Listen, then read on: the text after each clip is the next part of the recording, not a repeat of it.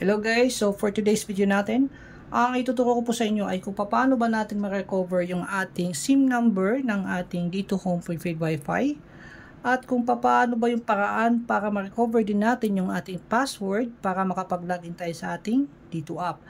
So lahat po yan tuturo namin sa inyo guys, so tutok lamang po kayo.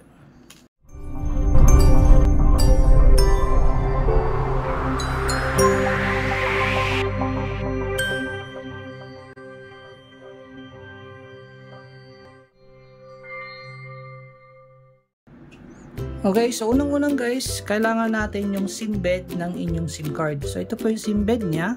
So kung mapapansin nyo, meron po yung barcode sa may likuran, ano? So ito yung harap, ito yung likuran. So wala ding number dyan, wala ding number dito, at ganoon din wala ding number sa ating SIM card mismo, ano? So wala na yung SIM card dito guys kasi nakakabit na po sa ating modem. So para ma-recover natin guys yung ating SIM number, kailangan natin ng D2 app. Okay, so kailangan natin yung app ng D2, so mata-download natin siya sa Play Store. Okay, so open nyo lang po yung D2 app.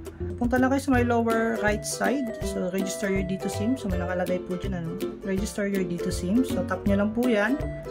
And then piliin nyo lang register my D2 number. Proceed. Then start registration.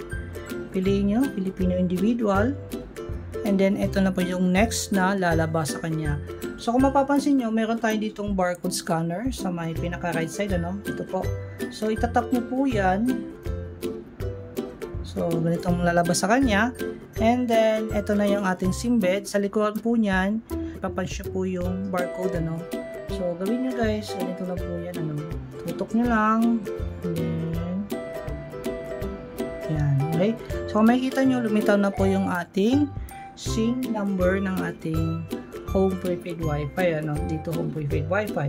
Okay, so gawin nyo guys, pwede nyo na i-copy yan and then save nyo na po sa inyong bookmark para ma-save nyo na po. Okay, so regarding naman dun sa password, ito naman yung paraan na gagawin nyo para ma-recover nyo.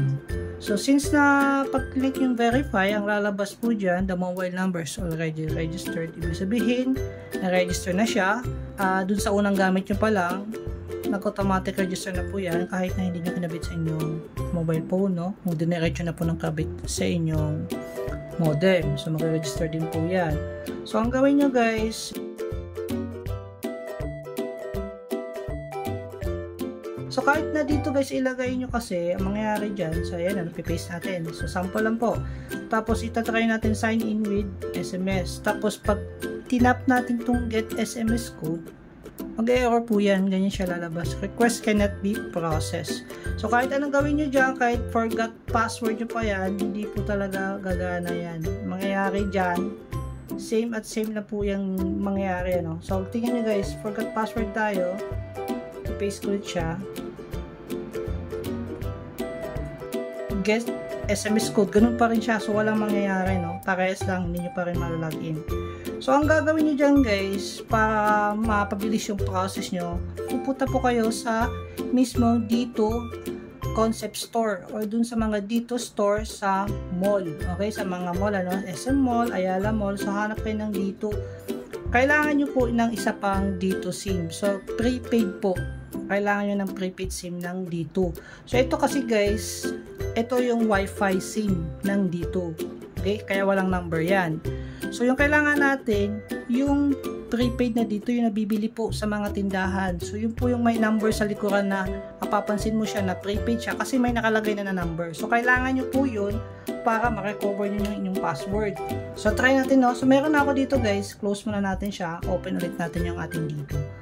So, papakita ko lang sa inyo, guys. So, i-sign in nyo muna yung inyong dito prepaid SIM. Yung prepaid, guys, ano, hindi yung Wi-Fi SIM.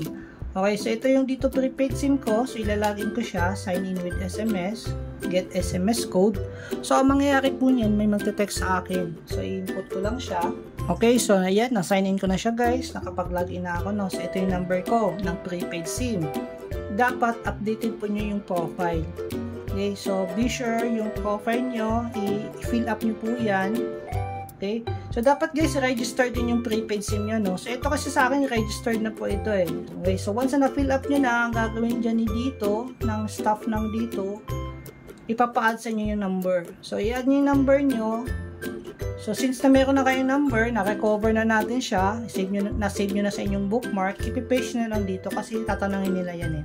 So ipipaste nyo na lang dyan, then nalagyan nyo nga ng nickname, halimbawa, and then be-verify nyo na. So ang gagawin yung staff ng dito dyan, magsasend siya ng OTP sa mismong prepaid SIM nyo ng inyong dito, and then pag natanggap nyo na, saka po yan maglilink dito.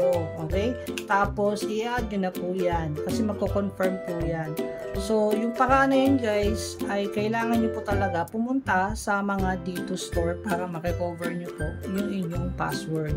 So yun po yung way guys para ma-recover natin siya, pero yung sa SIM card sa mismong app lang po ng dito natin siya magagawa.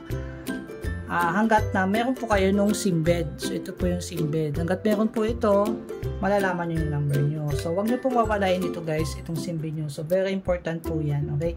So yun lang guys, yung pinaka-tutorial natin kung paano nyo ma-recover yung inyong SIM number ng inyong home prepaid wifi, pati na rin yung password niya. Ano yung paraan para ma-recover nyo din yung password. Okay? So sana po nakatulong yung video namin sa inyo. And don't forget po to subscribe po sa aming YouTube channel para lagi kayong updated sa mga videos namin. Thank you po for watching.